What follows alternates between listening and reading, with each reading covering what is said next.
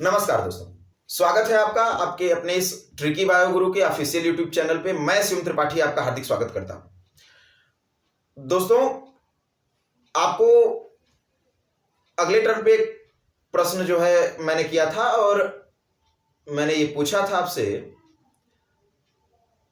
कि आपको बताना है कि जब कोयला जलाते हैं तो कोयले को जलाने के दौरान कौन सी गैस उत्पन्न होती है। तो आपने बखूबी बढ़िया जवाब दिया है।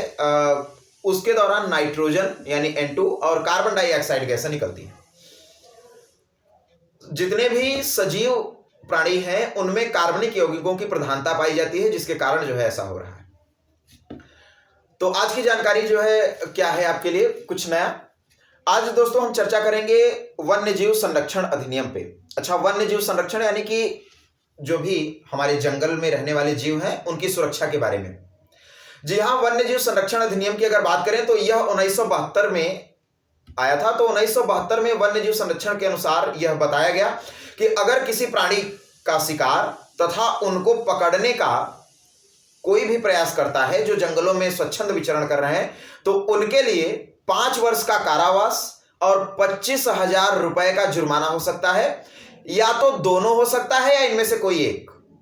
अगर आप वन्य जीवों को नुकसान पहुंचा रहे हैं तो जंगल में रहने वाले जंगली जीवों को नुकसान पहुंचा रहे हैं तो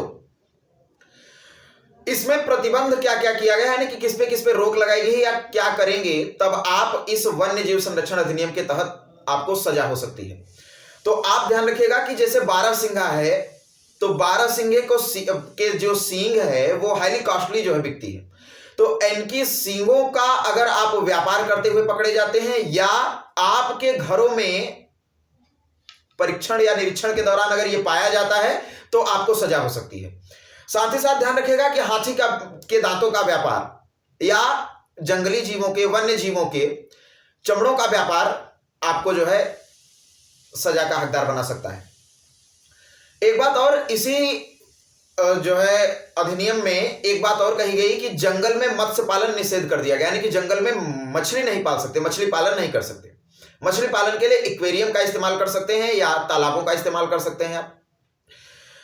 अब और क्या क्या प्रावधान है वन्य जीव संरक्षण में, तो ये ध्यान रखिएगा कि पक्षियों के प्रबंधन के लिए पूरी व्यवस्था वन्य जीव संरक्षण अधिनियम के तहत की गई है कि अलग अलग पक्षियों को रहने की व्यवस्था, दाना पानी और उनके स्वच्छंद अगली जनरेशन को बढ़ाने की भी व्यवस्था की गई है। इसी में प्रावधान और किया गया है। आप मोर को जानते हैं, मोर भारत का एक राष्ट्रीय पक्षी है। अच्छा, राष्ट्रीय पक्षी है और मोर का वैज्ञानिक नाम होता है भैया पावो क्रिस्टेटस। तो इसको आप पकड़ नहीं सकते और अपने घरों पर पाल नहीं सकते। पकड़ने का मतलब है कि उसको आप बंधन में नहीं रख सकते।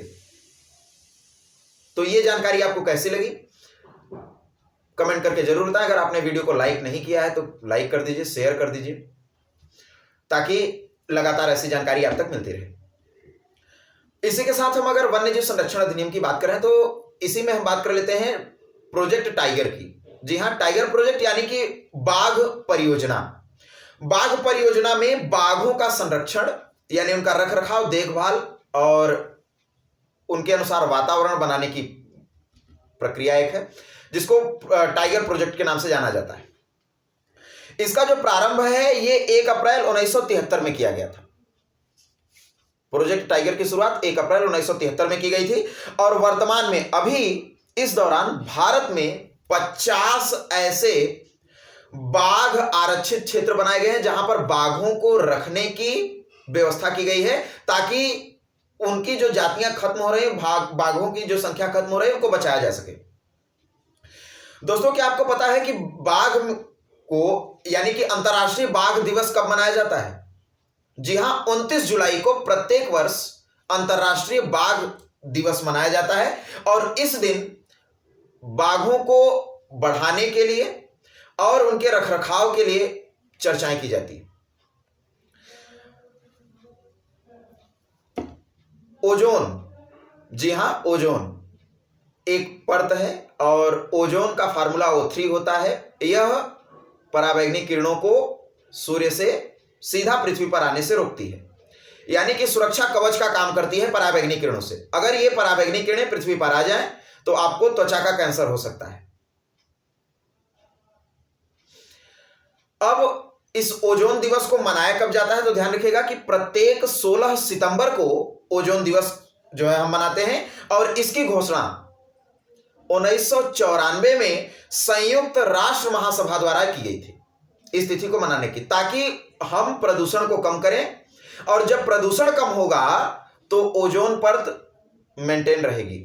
यानी कि हम सीएफसी यानी क्लोरोफ्लोरोकार्बन का इस्तेमाल कम करें, प्रशीतकों का इस्तेमाल कम करें, एसी फ्रिज को कम चलाएं, ताकि हम अपने पर्यावरण को सुरक्षित रख सकें। दोस्तों, उम्मीद करता हूं आपकी जानकारी आपको अच्छी लगी होगी। चलते चलते अगले टर्न के लिए एक प्रश्न आपके पास छोड़ के जाता हूं। आपको बताना है कि भारत का पहला राष्ट्रीय उद्यान कौन सा है।